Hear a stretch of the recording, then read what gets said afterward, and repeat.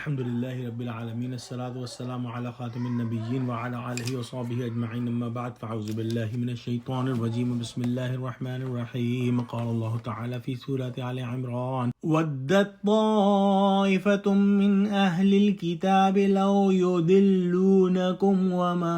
یضلون الا انفسهم وما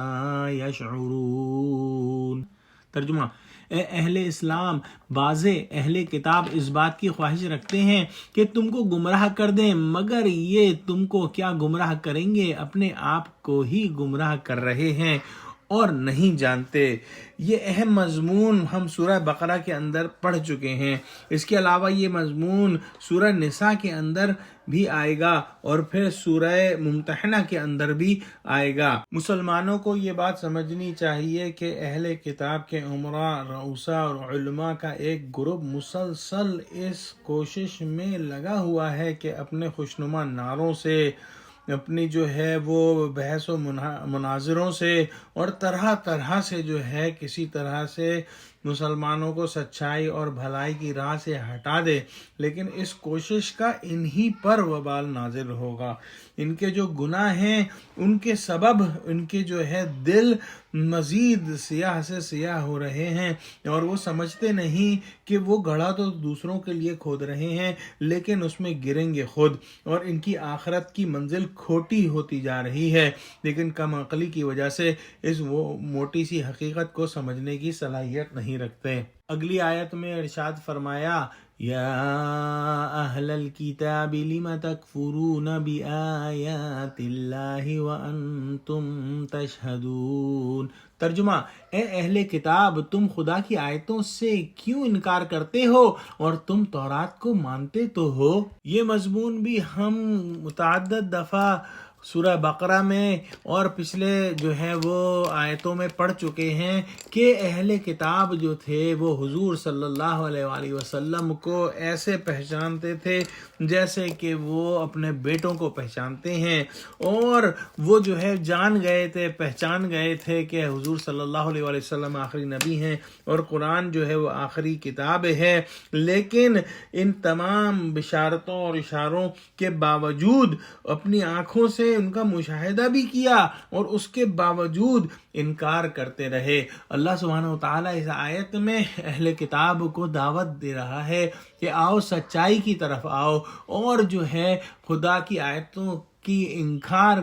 سے جو ہے بچو، اور یہی بات جو ہے تمہاری کتابوں میں لکھی ہوئی ہے۔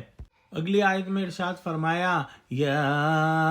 اہل الکتاب لم تلبسون الحق بالباطل وتکتمون الحق وانتم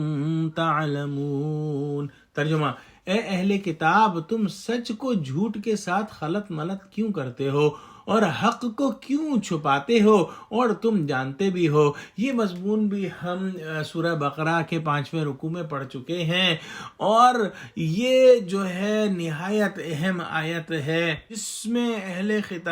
کتاب سے خطاب فرمایا ہے کہ تم اللہ کی آیات کے ساتھ کیوں کفر کرتے ہو، حالانکہ تم جانتے ہو کہ یہ آیات حق ہیں۔ محمد صلی اللہ علیہ وآلہ وسلم کی نبوت اور رسالت پر جو دلائل قطعی سامنے آ چکے ہیں ان کو جانتے ہو۔ گمراہی کو اختیار کرنا سخت عذاب کا ذریعہ ہے۔ نیز فرمایا کہ اہل کتاب، جو